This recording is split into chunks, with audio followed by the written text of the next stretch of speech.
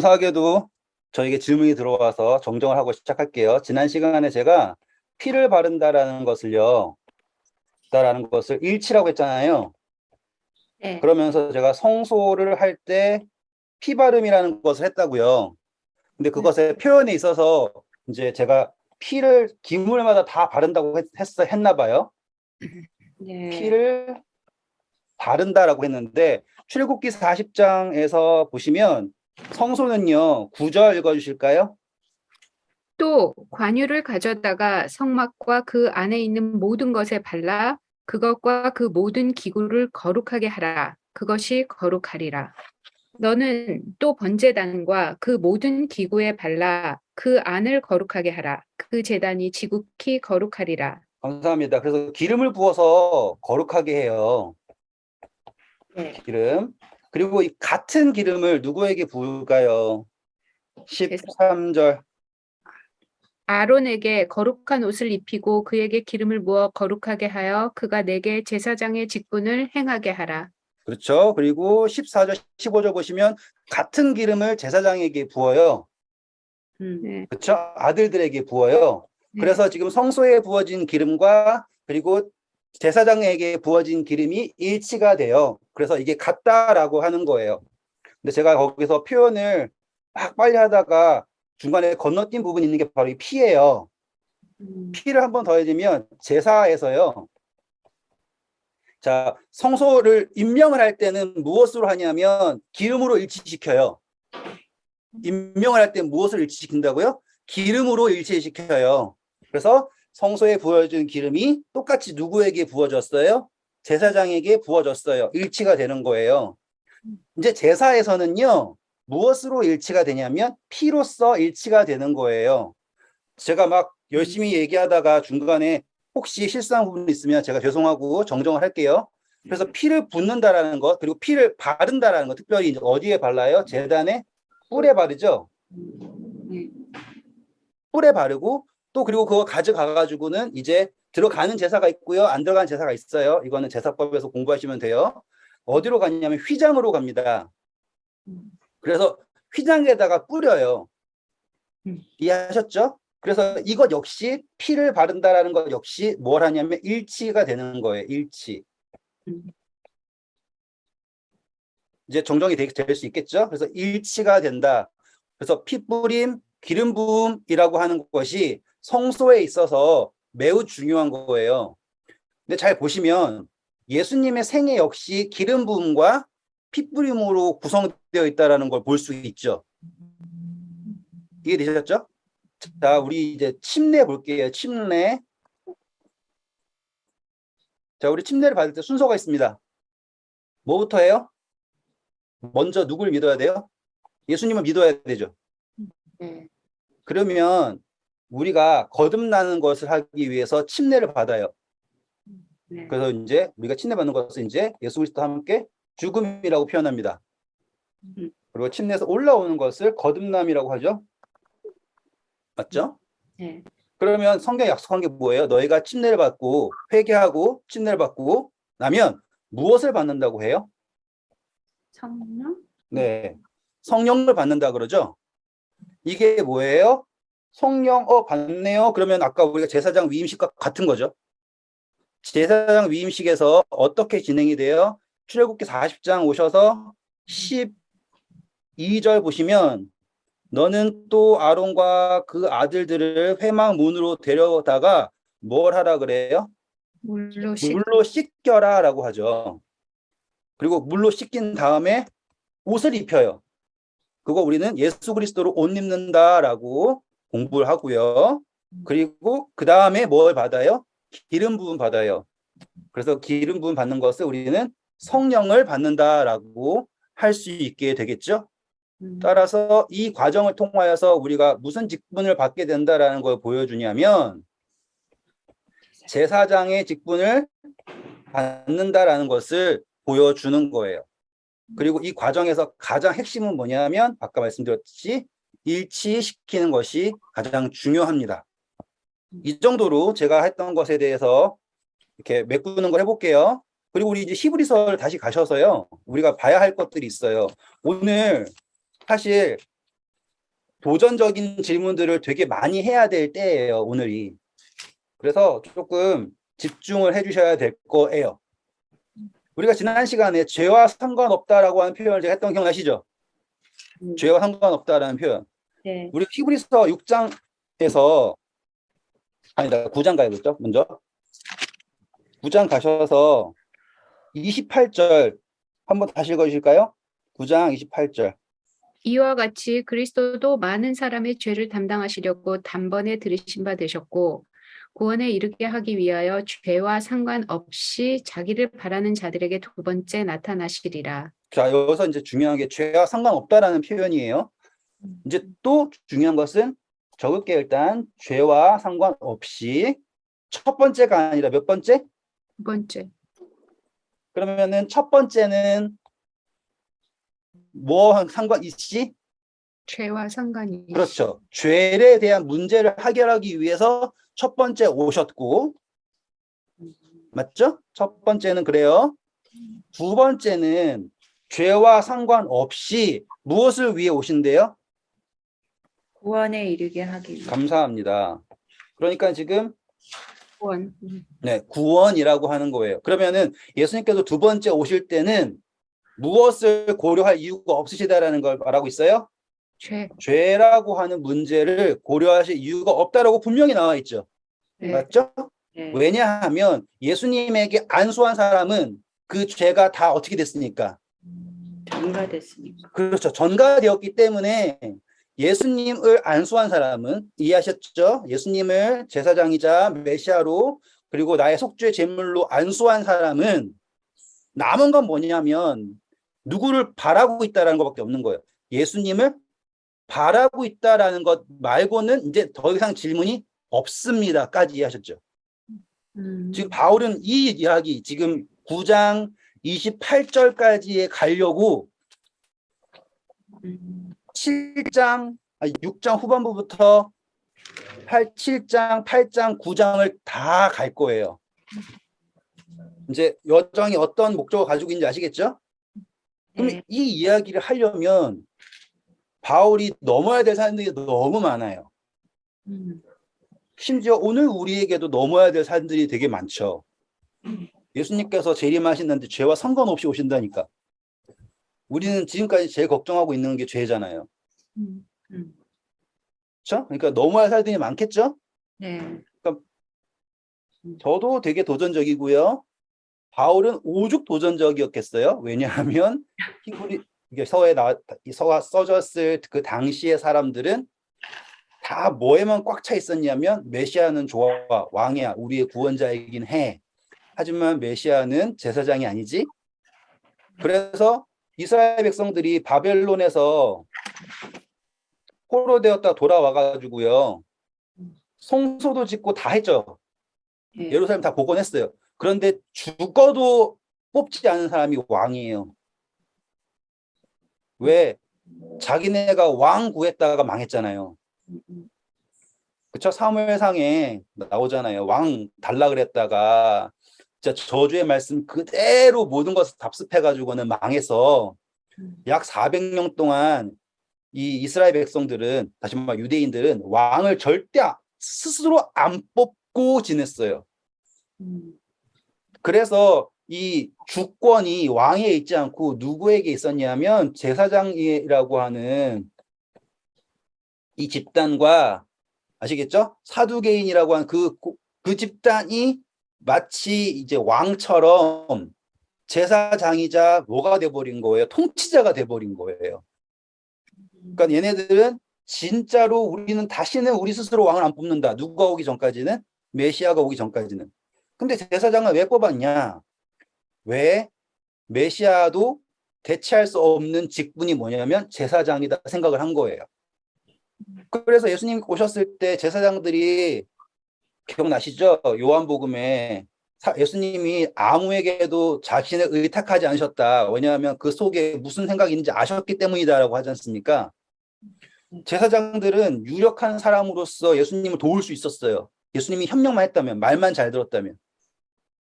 그런데 예수님이 안 들으니까 예수님을 적대하는 거예요. 왜냐하면 제사장 말을 듣지 않는 메시아는 메시아가 아니거든요. 성립이 되시죠? 네. 그렇기 때문에 이 지금 제사장들은 이 죄의 문제에 있어서는 독보적인 권위를 가지고 있는 거예요. 확실하게 이해하셨죠? 네. 독보적이에요. 그런데 우리가 지금 멜기세덱이라는 거를 바울이 탁 들이밀면서 인간 제사장은 할 수 없는 것을 하나님의 아들이신, 다시 말하면 혈통적으로 예수님은 유다의 후손이기 때문에 제사장이 될 수 없다라는 질문을 하나님의 아들이라고 하는 혈통이 더 고귀하다라는 걸 답했고요. 6장에서 그쵸? 그리고 또 말하는 게 뭐예요? 좋아, 멜기세덱이 누구의 아론이 아브라함의 후손이지만 사실상 아브라함이 아직 이삭도 낳기 전에 누군가를 제사장으로 불렀다라는 거 너네가 알고 있냐? 라고 하는 이야기를 끄집어내면서 그게 바로 멜기세덱이다. 그리고 그 멜기세덱이 하나님의 제사장이라는 것을 누가 말했냐면 모세 오경을 쓴 사람이 모세잖아요. 그렇죠? 그러니까 너네들이 그렇게 믿는 모세가 하나님의 제사장이라 그랬으면 더 이상 이 사람 유대인들이 멜기세덱은 아론의 후손이 아니고 뭐도 아니기 때문에 아니다라고 할 수가 없는 거예요. 맞죠? 그리고 잘 보시면 아론도 원래부터 제사장이 아니라 하나님이 뭐 하셔서 제사장이에요? 임명하셔서 제사장이죠. 그렇다라는 것은 누구든지 라고 하는 근거가 생긴 거예요. 누구든지 하나님께서 임명하신다면, 부르신다면 그 사람은 제사장이 될 수 있다. 너네들은, 다시 말하면 유대인의 제사장들은 하나님이 너네를 임명해서 제사장 된 게 아니라, 그죠? 아론의 후손이기 때문에 된 거지만, 멜기세덱은 혈통을 따라서 된 것이 아니라 하나님께서 뭐 하셔서 된 것이다? 임명하셔서 된 것이다 라고 하는 이야기를 끄집어내는 거예요. 논리 이해하셨죠? 네. 그리고 우리가 5장에서 공부한 게 그거죠. 이게 멜기세덱이 그냥 가만히 있다가 된 것이 아니라 그가 뭐해서요? 원하고 간구했기 때문에 되었다라고 하는 이야기를 바울이 성경에 나와 있진 않아요. 성경에는 창세기에서는 멜기세덱이 그냥 등장을 해요. 뿅 하고 등장을 해요. 근데 멜기세덱에 대하여서 바울이 진짜 엄청나게 묵상을 한 거예요. 그리고 그 묵상의 결과가 뭐냐면 멜기세덱은 우리가 5장에서 읽은 것처럼요. 그쵸? 7절부터 10절까지 읽은 것처럼요. 말할 수 없는 간구를 하던 사람이었구나. 정말 사랑하던 사람이었고 소돔과 고모라가 죄악에 빠졌을 때 그 백성들을 위하여서 기도하고 그들이 포로 잡혔던 것에서 돌아오기만을 간절히 구하던 사람이 바로 이 멜기세덱이구나 라는 것을 바울이 깨달은 거죠. 그래서 그처럼 예수님께서도 멜기세덱이 제사장이 된 것처럼 아시겠죠? 제사장이 되셨다라고 얘기를 하는 거예요. 제가 지금 말하는 거 질문 없으시죠? 네. 네. 그런데 예수님은 멜기세덱은 그냥 제사장이에요. 맞죠? 멜기세덱은 뭐라고요? 그냥 제사장. 근데 예수님은 무슨 제사장? 대제사장. 이제 차이점을 주는 거예요. 차이점 아셨죠? 그러니까 멜기세덱은 그냥 거기에서 이제 몰라요. 이제 어떻게 공부하에 따라 다르지만 제가 오픈하고 말할게요. 저는 사실 멜기세덱이 사람이 아니라 예수님이다라고 생각하는 쪽이에요. 오히려 저는 왜 그러냐면 실질적으로 살렘이라는 나라가 있었는지도 잘 모르겠고 성경에서는 이제 뭐 여호와의 군대 장관을 만난다 이런 식으로 하나님께서 인간의 형상이 되셔서 나타나는 장면들이 몇 군데 있단 말이에요. 맞죠? 네. 그래서 멜기세덱을 그냥 인간으로 볼 수도 있고요.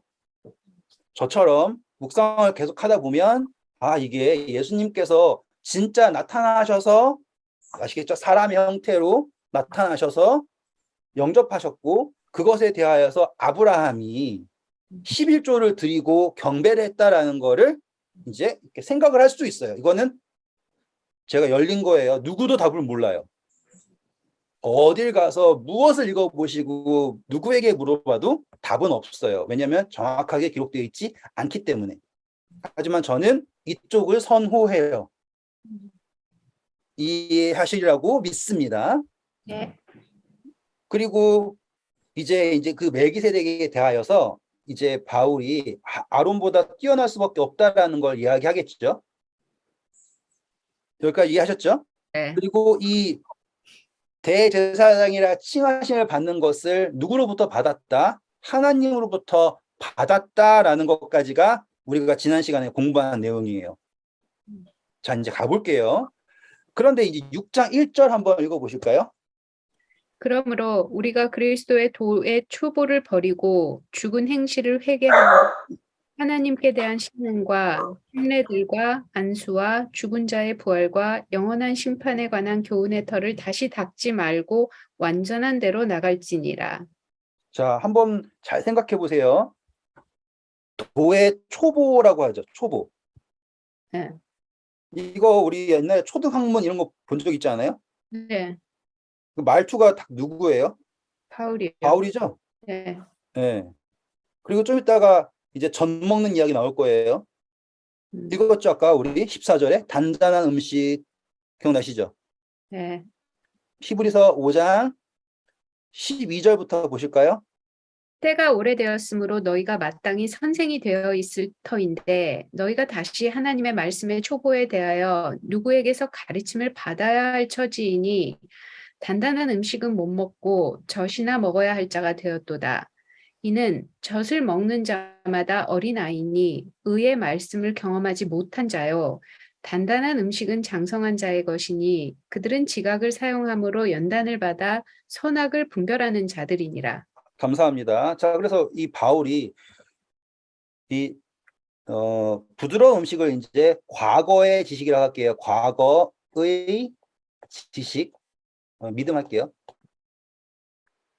단단한 음식은요, 이제 새로운 믿음이겠죠? 여기다가 새로운 거 쓸게요. 예수 그리스도에 관한 믿음을 할게요. 우리가 새로운 것을 접할 때 힘들죠. 우리는 정말로 늘 듣던 거 듣는 거 좋아해요. 막 듣지 않던 거 들으면 막 속에서부터 막 이게 열불 나고 막 메스껍고 막 그래요. 근데 이게 뭐냐면 과거의 믿음이에요. 그러면 유대인들이 가지고 있던 과거의 믿음은 뭐로 속죄받는 거밖에 안 돼요? 제물을 들여서 받는 속죄가 그들에게 있어서는요, 젖이에요, 젖. 부드러운 거예요. 어린이들이 먹는 거. 그러니까 내가 영적으로 성장하지 못했을 때. 단단한 것은요, 여기서 뭐라고 표현하냐면 13절 보세요. 이는 젖 먹는 자마다 어린아이니 의의 말씀을 뭐 하지 못했대요? 경험이. 그러니까 단단한 믿음은 뭐냐면 경험이에요, 경험. 그러니까 사람들이 막 싸우죠. 이게 맞냐 저게 맞냐 막 싸운단 말이에요. 그러면 싸우면 누가 이기느냐면요, 목소리 큰 사람이 이기는 거고요, 많은 사람이 이기는 거고요. 근데 그 사람들이 뭐로 싸우냐면 과거의 믿음 가지고 싸운다고요. 자기네들이 가지고 있는 게 맞다고 생각하는 걸로 싸운단 말이죠. 그거에 익숙하니까. 그런데 그 사람들이 왜 이거 가지고 싸웠냐면 뭘 못하냐면 경험을 못한 거예요. 무엇을 경험 못했냐면 살아있는 믿음을 경험하지 못했어요. 예수 그리스도로 의한 자유함을 경험하지 못했어요. 그러니까는 계속 어디로 돌아가는 거예요? 과거로 돌아가는 거라고요. 그게 아까 이 경험을 우리가 앞서 공부한 거랑 안식이라고 연결하면 되는 거예요. 연결시킬 수 있으시겠죠? 그러니까 지금 바울이 얘기하는 게 너네가 지금 보면은 지금 이제는 예수 그리스도님을 믿고 장성한 도를 쫓아가야 되는데 뭘 경험하지, 의를 경험, 예수 그리스도를 경험하지 못해서 계속해서 옛날에 그 행습으로 옛날에 익숙하게 먹었던 것으로 급하게 돌아가는 거다라고 이야기하는 부분이 여기에요. 이해하시리라 믿어요. 14절 한번 읽어주실까요?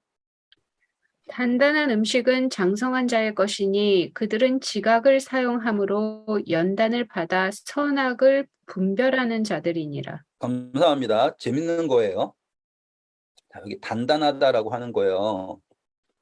이거를 어떻게 이해하셔야 되냐면 이거는 깨져야 되고요. 씹어야 되고요. 소화가 돼야 되는 거예요. 그러니까 결국엔 경험 없으면 알 수 없는 거예요.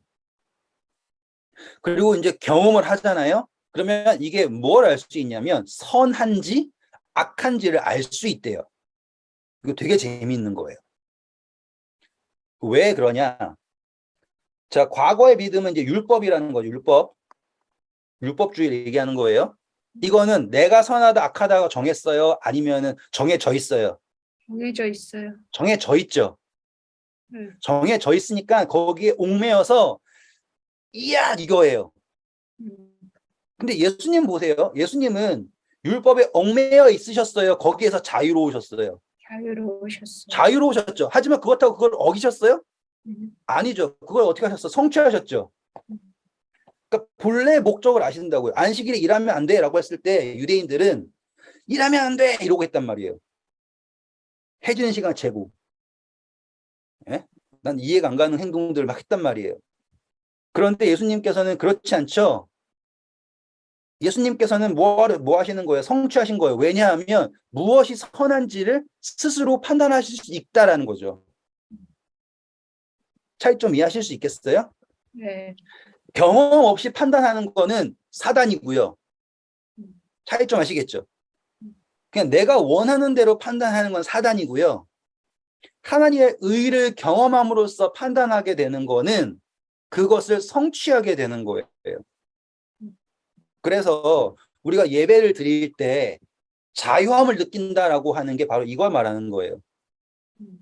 의무적으로 예배 드리는 게 아니라 그게 큰 차이예요. 큰 차이. 그래서 바울이 이야기하는 것이 이 자유가 어떻게 너에게 주어지냐면 예수 그리스도를 통해서 주어지는 것이다. 너네가 그것을 경험을 해야 한다. 6장 1절 보시면 그러므로 우리가 그리스도의 도에 초보를 버리고 초도학문이에요. 죽은 행실을 회개함과 하나님에 대한 신앙과 침례들과 안수와 죽은 자의 부활과 영원한 심판에 관한 교훈의 터를 뭐 하지 말고요? 다시 닦지 말고. 네, 이게 다시 닦는다는 건 뭐예요? 자기네들이 생각해왔던 과거의 부드러운 방법을 갖다가 싹 붙여가지고 이렇게 만드는 거예요. 예수님도 좀 섞고 내가 해왔던 전통도 좀 섞고 편한 거대로. 그래서 제가 한번 해볼게요. 부드러운 거예요. 그러면 뭐예요? 내가 좋아하는 거죠. 내가 좋아하는 거. 그럼 교단들이 자기네들이 좋아하는 거가 있어요. 침례교는 침례 좋아하겠죠. 뭐 얘는 얘 좋아하겠죠. 다 뭐 좋아하는 게 있어요. 이 좋아하는 게 있는데 이 좋아하는 것들을 이제 이렇게 있으면 구원의 조건으로 데리고 가는 거예요. 이렇게 데리고 가는 거예요. 근데 이게 데리고 가잖아요. 그럼 어떻게 되냐면 처음엔 좋아요. 근데 뭔가 좀 부족한 것 같아. 그럼 하나 더 데리고 가요. 또 부족한 것 같아. 그러면 하나 더 데리고 가요. 아시겠죠? 그리고서는 판단을 하는 게 뭐냐면 요 선 넘어온 사람은 구원받은 사람이라고 이야기를 하는 거예요. 예수님 없이. 예수님을 만났다, 경험했다, 다 필요 없어요. 내가 원하는 이 부드러운 지식들을요, 하나씩 하나씩 옮기면서 그걸 하는 거예요. 그래가지고 구원의 조건이 예전에 제일 처음에 예수님께서 주신 것은 누구든지 저를 믿는 자마다 멸망치 않고 영생을 얻는다라고 했는데 이제는 누구든지 저를 믿는 자 밑에 쫙 붙는 거예요. 이렇게 조건들이. 그래가지고 여기 붙어라라고 하는 거예요. 그래서 이거 믿는 사람 저기 붙고 저기 믿는 사람은 저기 붙고 라고 얘기하면서 구원의 그 터를 어떻게 했냐면 다시 닦은 거예요. 그래서 다시 닦지 말고 누구에게 나아가라고요? 완전한으로 나아가라라고 얘기하는 거죠. 근데 3절 보세요. 3절. 하나님께서 허락하시면 우리가 이것을 하리라. 자, 여기서 재밌는 건 그거예요. 하나님께서 허락하시면 구원이 이루어지는 거지, 내가 어떠한 조건들을 새로 만들고 뭔가를 해서 이루어지는 것이 아니다라고 이야기하는 거예요. 하나님 허락하시면 또 새로운 구원의 조건을 만들 수 있다라는 표현이 아니라 하나님께서 허락하시는 것이 구원이지 또 다른 어떠한 조건들을 만들어서 그것이 우리의 구원의 근거가 된다라는 표현이 아니다 이거예요. 자, 이제 도전적인 거예요. 이제 오해하시면은 나랑 빠이빠이 할 수도 있고 아니면은 재밌게 들을 수 있는 부분이 이제 시작됩니다. 4절부터 읽어주세요. 한 번 빛을 받고 하늘의 은사를 맛보고 성령에 참여한 바 되고 하나님의 선한 말씀과 내세의 능력을 맛보고도 타락한 자들은 다시 새롭게 하여 회개할 수 없나니 이는 그들이 하나님의 아들을 다시 십자가에 못 박아 드러내놓고 욕되게 함이라. 자, 한번 해볼게요. 이런 이야기 들어보셨죠? 한번 침내봤고요. 잘못하면 다시는 용서 못 받습니다. 들어보신 적 있어요? 아니요? 이거 엄청나게 유명한 이야기예요. 아, 그래요? 네. 그 맨날 그래도 다시 잘못하면 다시 제자리로 돌아오세요. 이런 얘기 많이 하잖아. 이게요, 되게 완전주의자들 있죠? 완전주의자. 그럴 수 있는 사람이 어딨어요. 아니, 진짜 있다니까. 이거 정말 대박이에요. 이거 아니, 엄청나게 무서울 정도로 이 그리스도 기독교를 지배하던 사상이 여기 있어요. 자기들은 그렇게 할 수 있나? 이거 진짜로 이거 되게 위험한 사상이었어요. 그리고 지금 있고요. 너무 이렇게 헐렁한 데 다니셨나 보다. 그러면 저는 헐렁한 데 다녔죠. 근데 그러면 침례를 죽기 직전에 받아야겠네요. 그러면은 문제가 없지. 아, 예, 맞아. 잘하셨어요. 네. 그런 이야기가 그냥 논리적으로 이렇게 가죠. 아, 이럴 바에 내가 오타로 해. 마지막에 하면 되지. 이런 생각 들죠. 네. 네. 그리고 그거 알죠? 베드로 후서에 보면 개가 그 토한 거 다시 가는 거 있죠. 읽어볼까요? 베드로 후서 2장 20절부터 22절. 만일 그들이 우리 주 대신 구주 예수 그리스도를 알므로 세상의 더러움을 피한 후에 다시 그 중에 얽매이고 지면 그 나중 형편이 처음보다 더 심하리니 의의 도를 안 후에 받은 거룩한 명령을 저버리는 것보다 알지 못하는 것이 도리어 그들에게 나으리라. 이 말은 이해 가지 않나요? 그죠? 근데 이거랑 이제 히브리서 6장을 합쳐버리면 뭐예요? 회개할 수 있어요? 없어요? 회개할 수 없잖아요. 네, 이거 없이 이 히브리서 말씀만 봐도 저는 그래서 이거 읽을 때 그만큼 어렵다는 소리, 그러니까 왜냐면 어떤 막 믿음이 좋은 사람들이 뭐 그래서 그러면은 당신은 다시 하나님을 믿지 않을 확률이 있을까요? 그러면은 치매가 걸려서 머리가 돌지 않은 이상 그렇게 되지 않겠다 뭐 이런 그러니까 다시 하나님을 배신하기는 참 힘든 어떤 상태도 있잖아요. 이렇게 한번 알아버리면 근데 배신하면은 되게 힘들다는 소리구나. 난 이렇게 읽었네. 지금 이제 이거를 제가 말씀드렸죠? 되게 도전적이라고.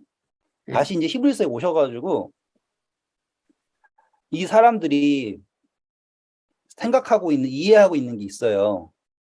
어떤 이해가 있냐면, 내가 예수님 믿어가지고, 믿음 후에 이 내세 능력이라고 하면은 다음 생의 능력을 경험했다. 그래서 성령을 경험하고, 받고, 뭐 등등등등을 다 경험했다라고 주장을 하는 거예요. 내가 변했다. 라고 주장을 하는 거예요. 그리고 하나님 믿었죠. 믿는다고 얘기하고요. 그리고 나는 진짜로 하나님을 사랑해요 라고 얘기를 해요. 담대하게. 여기까지 이해하셨죠? 근데 잘 보면 우리가 교회 다닌다고 죄 안 짓지 않죠. 네. 그렇잖아요. 만약에 이게 이 말이 그대로였으면 전 망했어요. 전 음, 진짜 망해도 옛날에 망했어요. 삼진아웃제였으면은 벌써 몇 아웃인지 몰라. 그러면 끝난 거예요. 그렇죠? 그러면 이 이야기는 우리가 생각하는 거와는 다른 이야기여야 되잖아요. 이해하셨습니까? 네. 그럼 보세요. 4절 다시 볼게요. 한 번 빛을 받고 하나님의 은사를 맛보고 성령에 참여한 바가 되고 하나님의 선한 말씀과 내세의 능력을 맛보고도라고 하면은 야, 이만한 거 하려면 대단한 거 아니에요? 그러니까 맛을 못 봤다는 소리구나. 아, 이제 거기까지 이해하셨죠? 음, 그렇다라고 착각을 하는 거예요. 뭐 하는 사람들이 이 완전주의자라고 하는 사람들이요. 내가 이것도 하고 이것도 하고 이것도 하고 이것도 하고 이것도 하고 이런 한다라는 것 자체가 내가 이런 것을 참여했다라고 하는 증거다라고 주장하는 사람들이라고요. 음, 근데 바울이 얘기하는 게 그거예요. 자, 만약에 그런 것을 다 한 사람이 있다면 그것을 다 겪고도 타락한다면 음, 회개가 가능할까라고 얘기하는 거예요. 그건 불가능하다 이거죠. 왜냐하면 이니치가 말한 대로 이 모든 것을 다 경험한다면 하나님에 대해서 온전히 다 알게 된 거죠. 그렇죠? 요한일서는 뭐라 그럴까요? 요한일서 가셔가지고 요한일서 3장 9절 하나님께로부터 난 자마다 죄를 짓지 아니하나니 하나님의 씨가 그 속에 거하며 그도 범죄하지 못하는 것은 하나님께로부터 났기 때문이다 라고 하는 논리가 있어요. 음, 그러면 분명히 우리가 읽었던 히브리서 6장 4절 5절은 완전히 하나님께로부터 난 거랑 똑같죠. 완벽하게 경험을 했잖아요. 음, 그러면은 다시는 범죄할 수 없는 상태로 갔죠. 우리가 공부한 내용이에요. 언급하지 않을게요. 음, 그런데 히브리서에 보시면 유대인들이 자기네들이 가지고 있는 그 부드러운 음식으로 여러 조건을 만들어서 이런 것을 가지고 있다라는 것 자체가 내가 하나님의 온전함을 경험했다라는 증거다라고 주장을 한 거예요. 근데 바울이 말하기를 그런데 너네 여전히 범죄하고 있지 않니? 이해하셨죠? 어떻게 하나님의 모든 것을 경험한 사람이 다시 범죄를 할 수 있냐? 그리고 만약에 하나님의 모든 것을 경험한 사람이 다시 범죄한다면 과연 그 사람은 회개를 할 수 있을까? 없다라는 거죠. 왜냐하면 그 사람을 돌릴 방법이 없는 게 애굽에 있었잖아요. 하나님이 모든 열재앙부터 모든 능력으로 데리고 나왔어요. 그런데도 다시 들어가 버려요. 그러면 하나님께서 대체 어떠한 방법으로 데리고 나오실 수 있냐 이거예요. 이해하셨죠? 음. 여기까지 이해하셨죠? 네. 그러면 또 만약 방법이 있다면 자 회개할 수 없나니 이는 그들이 범죄한다라는 건 뭘 얘기하는 거예요? 이는 그들이 하나님의 아들을 뭐 하는 것밖에 안 되는 거예요? 다시 십자가에 못 박아. 그렇죠. 왜? 잘 보세요. 이렇게 구원이 있어요. 우리가 여기 있었어요. 우리가 여기에서 이렇게 넘어갈 때 조건이 뭐예요? 십자가? 십자가였어요. 그렇죠? 예수님께서 죽으심으로 우리가 은혜를 받아서 여기로 넘어왔어요. 근데 다시 여기서 이렇게 넘어가는 건요. 예수님을 죽이고 넘어가는 거예요. 우리가 자식 키울 때 만약에 한다면 야 너가 만약 이거 할 거면 나 죽이고 나서 해라고 할 수 있을 정도의 어떤 큰 문제가 있을 수 있죠. 만약에 이니사님 따님이 어떤 이상한 마약 중독자랑 결혼한다고 그래요. 그러면 집사님은 누울 거예요. 음, 아시죠? 그러니까 이건 말도 안 되는 소리잖아요. 말도 안 되는 소리고 절대로 안 되는 거고 내가 죽는 한이 있어도 안 된다라고 얘기할 수 있는 거잖아요. 그러면 하나님의 모든 것을 경험한 사람이 다시 범죄한다라는 건 뭐밖에 안 돼요? 예수님을 다시 못 박는 것밖에 안 돼요. 근데 그거는 구원을 위해 못 박는 게 아니라 세상으로 다시 돌아가기 위해 못 박는 것밖에 안 된다고요. 근데 히브리인들이 계속 다시 뭘 찾는 거예요? 과거의 부드러운 전통을 찾는 거예요. 그게 과연 가능하냐 이거죠. 아까 말했죠. 이게 4절, 5절은 뭘 얘기하는 거냐면 아까 위에서 얘기했던 이 경험을 말하는 거예요. 부드러운 음식을 쫓는 사람들은 뭘 못하는 사람들인 거예요. 경험을 못 해놓고선 내가 지금 그것을 알고 있다. 내가 그걸 가졌다라고서는 자기 최면을 하는 사람들이 이런 얘기를 하고 있다라는 거죠. 그러니까는 이 성경절을요, 그대로 읽고서 그대로 해석하면 얼마나 무서운 사람이 되는 줄 아시겠죠? 음.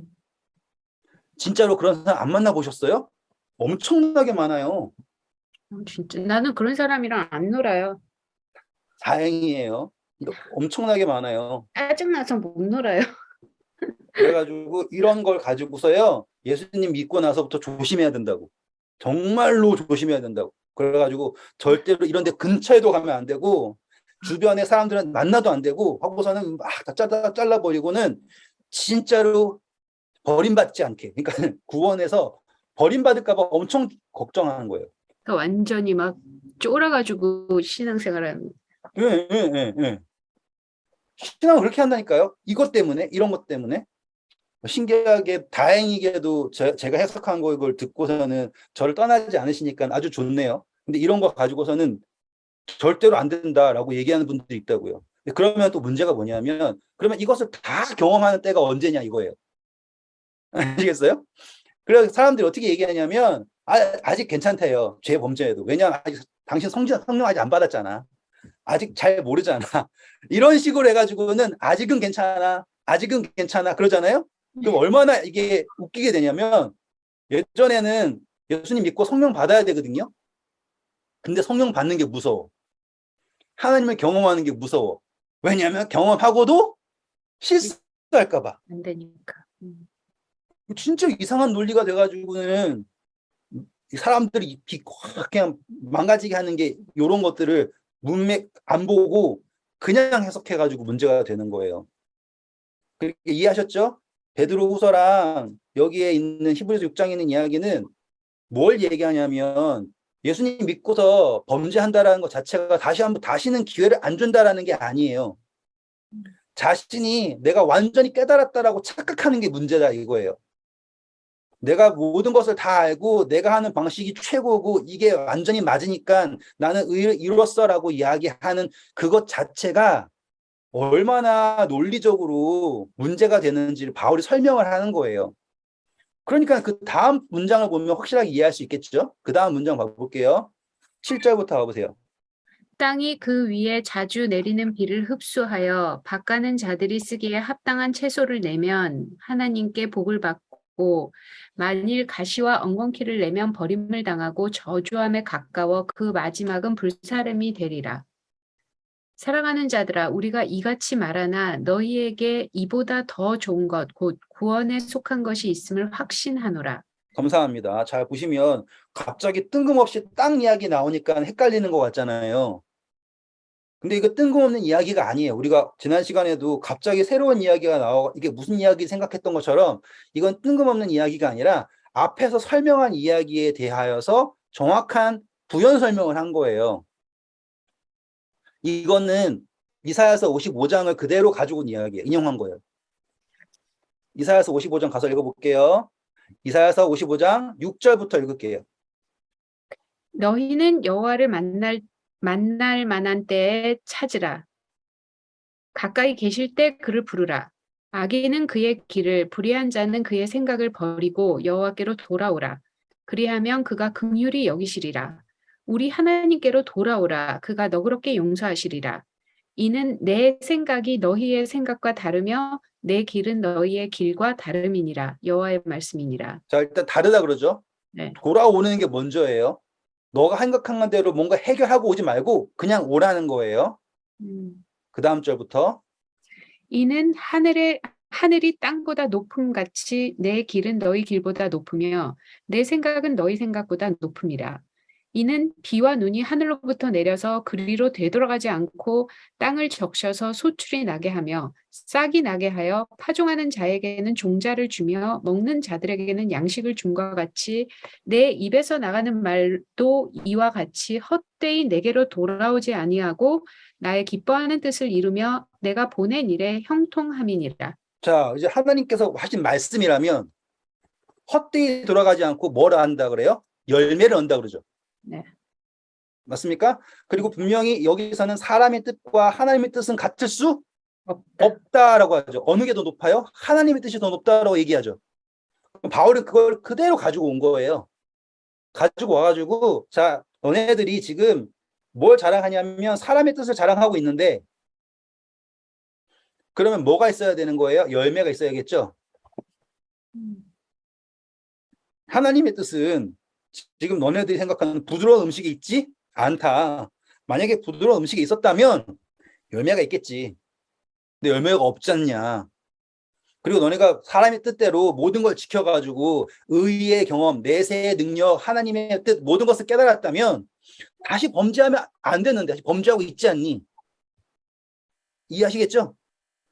그렇다는 거 지금 너네가 가시덤불인지 엉겅퀴인지를 너네가 지금 뭘 할 수 있다? 스스로 알 수 있다. 가시덤불에다가 물 많이 주고 거름 많이 준다고 해가지고 사과나무가 되지 않는 것 알지 않느냐라고 하는 거예요. 이해하시겠죠? 그대로 이 문맥이 그대로 간다는 거 보이시죠? 음. 요거만 석 빼가지고는 다시 회개할 수 없습니다. 그 얘기 겁주는 이야기가 아니라 상황에 너네들이 생각하고 있는 논리라면 너희들은 지금 어떠한 상태인 거예요? 열매가 있어야 될 상태인데 열매가 없다면 그것은 지금 너희가 하나님의 뜻을 따르고 있지 않다라는 증거다.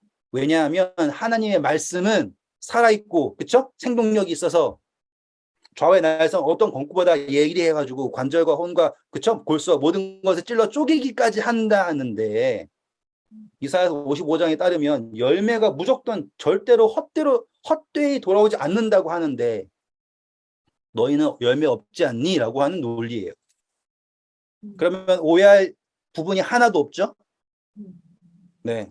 감사하게도 우리는 히브리서에서 가장 논쟁이 되는 부분을 넘어간 거예요. 모르셨겠지만. 몰랐네. 이거 회개할 수 있냐 없냐에 대해서 엄청난 논쟁. 왜냐면은 그 예정론 있죠? 예. 예, 예, 예. 그런 사람들이랑 얘기하다가 이 부분 가면 끝나는 거예요. 예정된 사람, 예정되지 않은 사람, 도저히 넘어갈 수가 없는 거예요. 그리고 또 이제 마지막 때에 뭐 성령이 들린다는 소리 들어보셨죠? 성령이 들려가지고는 그 누구도 회개할 수 없고 이런 부분. 그때 근거절이 되는 게 다 이거예요. 그러니까는 되게 무서운 성경절인데 그래도 거부감 없이 들어주셔서 저는 되게 편했어요. 감사합니다. 워낙 그러니까 문맥에서는 절대 그런 이야기가 아니었다라는 거 아시겠죠? 예. 네, 감사해요. 정말 생각한 것보다 쉽게 넘어갔어요. 좋았어요. 그래서 9절 읽었죠? 사랑하는 자들아 우리가 이같이 말하나 너희에게는 이보다 더 좋은 것 곧 구원에 속한 것이 있음을 확신한다. 그럼 그게 뭘까요? 10절부터 보세요. 하나님은 불의하지 아니하사 너희 행위와 그의 이름을 위하여 나타낸 사랑으로 이미 성도를 섬긴 것과 이제도 섬기고 있는 것을 잊어버리지 아니하시느니라. 내가 간절히 원하는 것은 너희 각 사람이 동일한 부지런함을 나타내어 끝까지 소망의 풍성함에 이르러 게으르지 아니하고 믿음과 오래 참음으로 말미암아 약속들을 기업으로 받는 자들을 본받는 자 되게 하려는 것이라. 그렇죠. 그럼 이게 무슨 이야기인지 아세요? 9절부터 있는 이야기? 제가 쉽게 설명해 드리면 너네가 열심히 하고 있는 거 우리가 안다예요. 그러니까 조금 나중에 이제 아유 그래 그래도 너네가 잘하고 있지 이렇게 약간 그냥 돌려주는 거죠. 너무 그렇죠. 너네가 열심히 하고 있는 건 안다. 하나님도 그거 아신다. 그런데 너네들이 지금 그 열심히 하나님 빼고 열심히 하고 있지 않니? 그래서 너희가 뭘 더 해야 된다? 믿음을 더해라. 그 이야기를 하고 있는 거예요. 그러면은 진짜 이 문맥상에서 다시는 회개할 수 없어 이놈들아 이 얘기가 아니라는 거 아시겠죠? 네? 하나님이 아신다. 그리고 너네가 진짜 정말 게으르지도 않고 열정적으로 하면 그렇죠? 대신 뭘 하라고요? 오래 참으로 말미암아 약속들을 기업으로 받은 자들을 본받는 자 되라라고 얘기하는 거예요. 그럼 그 이야기는 어디 나올까요? 11장에 나오겠죠. 믿음으로 나온 자. 그러니까는 약속을 기업으로 받은 사람들이 어떻게 받았니? 행위가 아니라 믿음이었다라고 하는 논리를 전개하기 위한 초석이에요. 되셨죠? 약속을 본받는 자. 그럼 약속 이야기 나오겠죠? 네. 정말 논리적이에요, 이제. 음. 약속 이야기가 당연히 나와겠죠? 그 다음 절 보세요. 이제 약속을 어떻게 하는지. 하나님의 확실한 약속. 하나님이 아브라함에게 약속하실 때 가리켜 맹세할 자가 자기보다 더 큰 이가 없으므로 자기를 가리켜 맹세하여 이르시되 내가 반드시 너에게 복주고 복주며 너를 번성하게 하고 번성하게 하리라 하셨더니 그가 이같이 오래 참아 약속을 받았느니라. 그렇죠. 약속을 하셨대요, 하나님께서.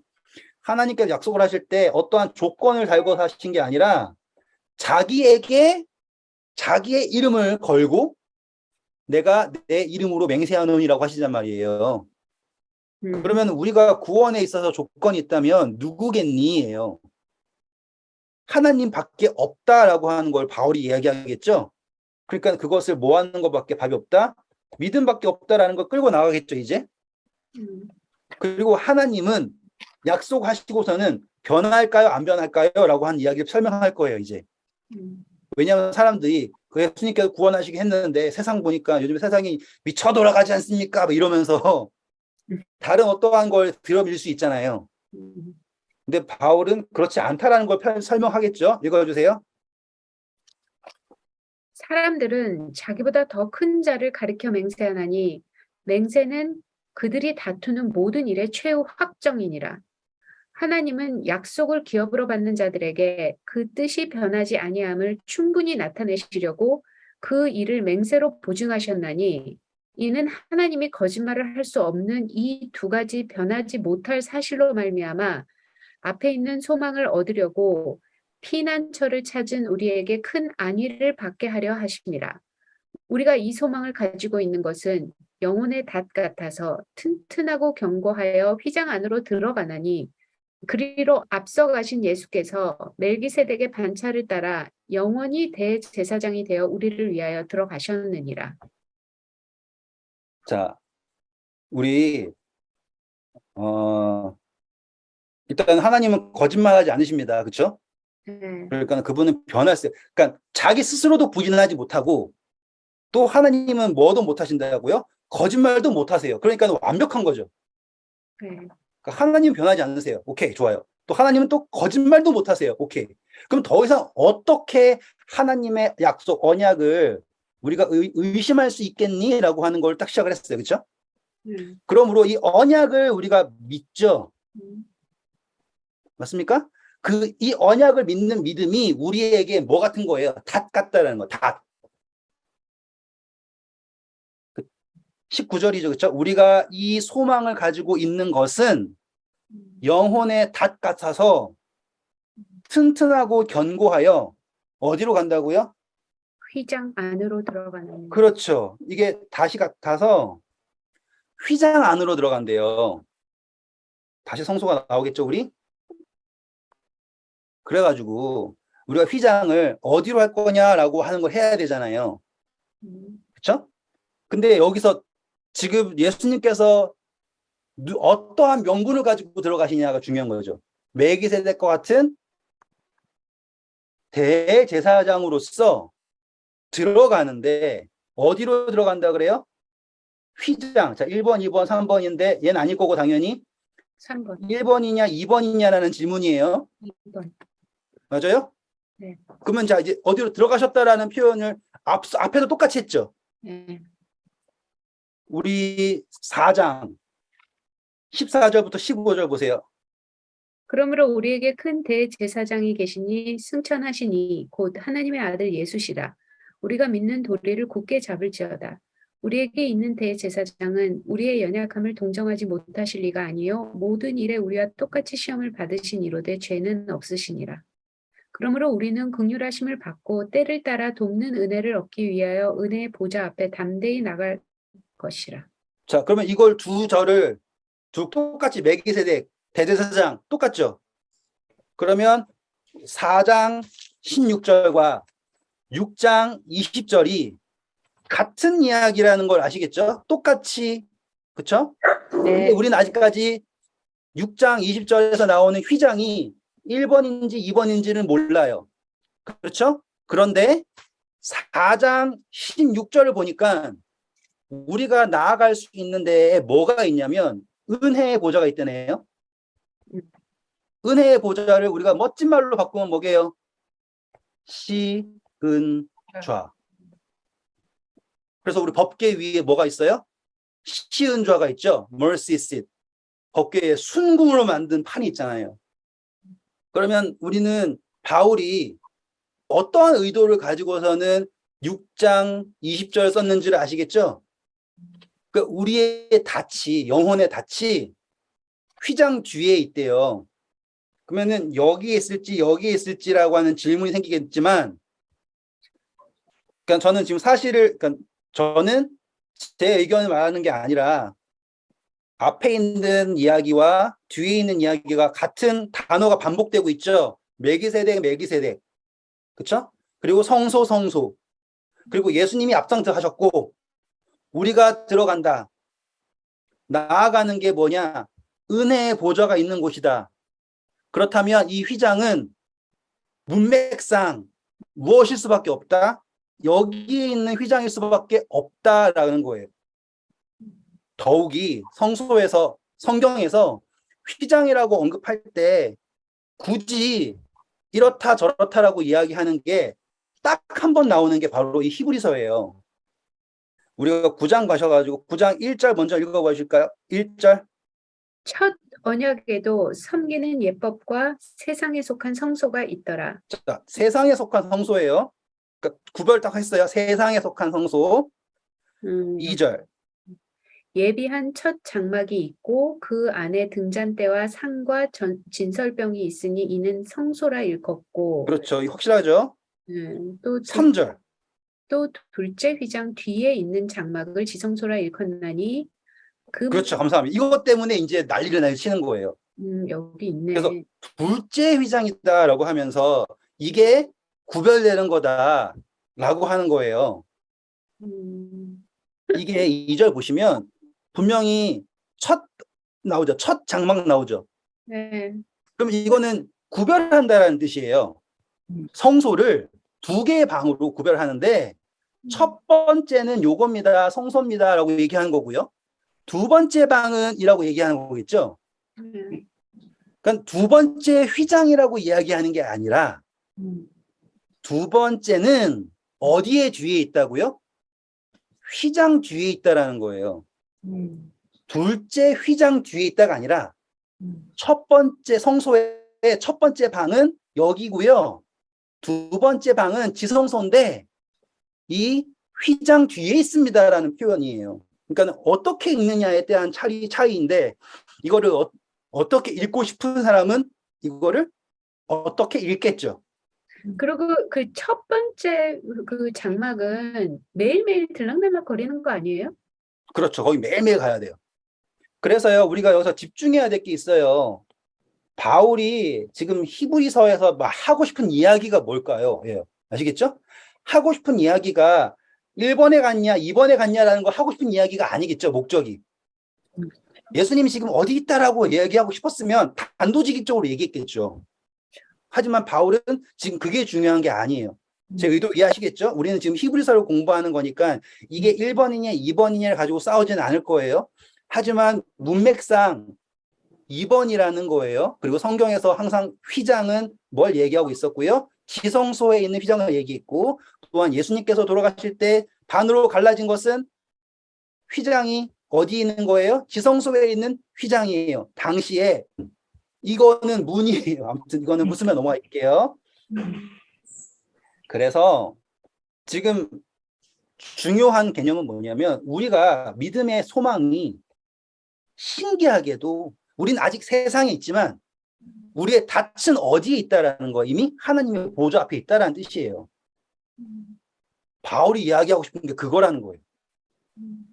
그러니까 내가 지금 갈 수 있냐 없냐라 가지고 따지고서는 이렇게 해야 간다 저렇게 해야 된다 이게 구원의 방법이다 저게 구원의 방법이다 너네들이 어떻게 뭐 새롭게 만들고 이런 이유가 없다라고 하는 거죠. 여기다 이제 하나만 더 해볼게요. 왜 새로운 게 나왔냐면 이게 유대인 플러스 이방인이에요. 지금 이게 제일 중요해요. 유대인들이 가지고 있는 전통이 있죠. 전통이 막 있어요.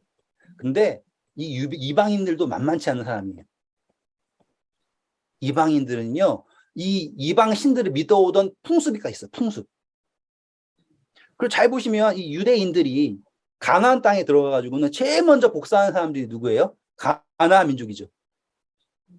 그래서 다 복사를 해요. 다 따라한다고요. 왜? 그게 있어 보이고 좋아 보이죠. 그러면 잘 보세요. 유대인 플러스 이방인이 만나면 어떻게 이게 방향이 흘러갈까요? 이해하시겠죠? 여기로 흘러가는 거 보이시죠? 그러니까 정신적 사상은 얘네들이 주겠지만, 뭐 할례 받아야 된다, 율법 지켜야 된다, 뭐 이런 건 얘네가 주겠죠, 당연히. 그런데 이상하게 모양은 누가 따라 지배하겠어요? 얘네가 지배하겠죠. 카톨릭 보세요. 그러니까 기독교가 들어와 가지고는 만난 게 카톨릭이죠, 이렇게. 그러면 잘 보면 걔네들이 하고 있는 게 보면은 이쪽이 다 가까울 수밖에 없죠. 제가 말하는 거가 뜬구름 잡는 이야기가 아니라 되게 현실적인 이야기를 말씀드리는 거예요. 근데 신기하게 이제 이방인들이 믿는 게요. 어떤 식이냐면 케이스 바이 케이스예요. 그거 아세요? 루터가 그 종교개혁 한 사람 있죠. 그때 하나님한테 막 기도해가지고 막 그 서원했다고 생각하잖아요. 근데 루터가 서원한 사람은 하나님한테 한 게 아니에요. 신부님한테는? 성녀 앤한테 했대요. 내가 정확하게 기억 못 하겠는데 책 읽었어요. 앤한테 했대요. 이게 제가 혹시 틀려도 이해해 주세요. 이름은 정확하게 보자면 성녀한테 한 거예요. 근데 성녀가 이제 앤이 뭐 누구냐면 그 루터 아버지가 광부였어요. 광부. 그런데 그 광부들을 지켜주는 성자가 그 여자야. 재밌죠? 그러니까는 그 성녀한테 밑보면 안 돼요. 그러니까는 원래 루터 부모가 되게 모진 사람이었는데 루터가 법 안 하고 수도승 된다고 했을 때 반대할 수밖에 없잖아요. 근데 내가 서원을 누구한테 한 거니까 이 애한테 했으니까 어쩔 수 없다. 이런 식으로 이야기되었다라는 걸 제가 이제 배웠어요. 근데 잘 보시면 힌두교도 똑같거든요. 모든 직업마다 신이 다 따로 있어요. 모든 상황마다 신이 다 따로 있어요. 다시 말하면 모든 거에는요. 구원이라고 하든지 뭐든지 간에 축복이든지 뭐든지 간에 다 방법이 하나가 아니라 다원이에요. 다원. 제가 이 다원주의까지 끄집어냈으면 이제 이해하실 거예요. 이 그리스도인, 그러니까 기독교에서 핵심은 뭐냐면 모든 것은 다 누구를 통해서 이루어지는 거예요? 예수 그리스도를 믿음을 통해서 이루어져요. 그러면 이론이죠. 네.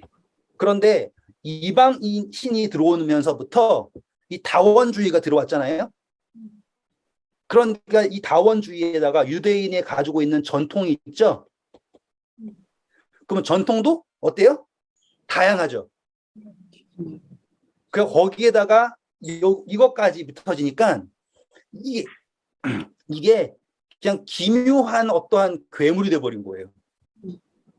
마치 어떤 쪽집게 과외를 받은 것처럼 이런 상황에서는 이렇게 해가지고 이렇게 하면은 좋아진다라고 하는 그런 식의 믿음이 되어버린 거예요.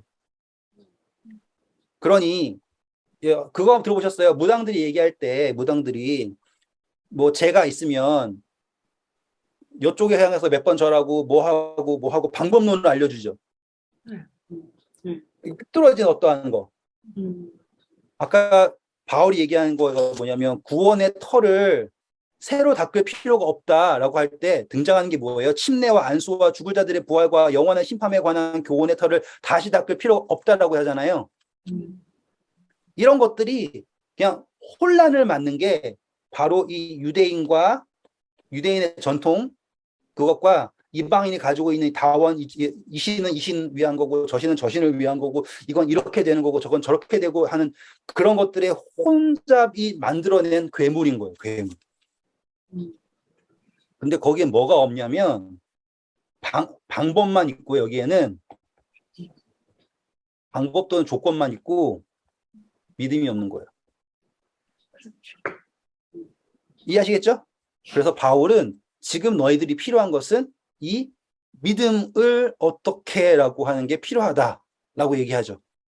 그리고서는 자 멜기세덱의 반차를 쫓아서 예수님께서 영원한 대제사장이 되어서 우리를 위해 들어가셨다라고 하면서 이제 7장에 들어갈 거 우리 다음 시간에 공부할 거예요. 7장에 들어가면서 이제 이 사람들이 정말로 믿기 어려운 멜기세덱에 대하여서 설명을 할 거예요. 그래서 우리 다음 시간에 만나면 이 멜기세덱이 왜 왕이며 제사장이며 그리고 예수님께서 왜 멜기세덱을 왜 예수님 표상하는지에 대하여서 아주 자세하게 설명하게 됩니다. 공부해 보면 되게 재미있어요. 그래서 7장, 8장을 할 거거든요. 근데 아까 말씀드렸죠. 그 결론은 뭐예요? 9장 28절. 이와 같이 그리스도도 많은 사람의 죄를 담당하시려고 단번에 들이신 바 되셨고 구원에 이르게 하기 위하여 죄와 상관없이 자기를 바라는 자들에게 두 번째 나타나신다. 재림하실 것이다. 라고 하는 이야기를 끄집어내는 거예요. 중요하죠. 다음 시간에 뵙겠습니다. 감사합니다. 감사합니다.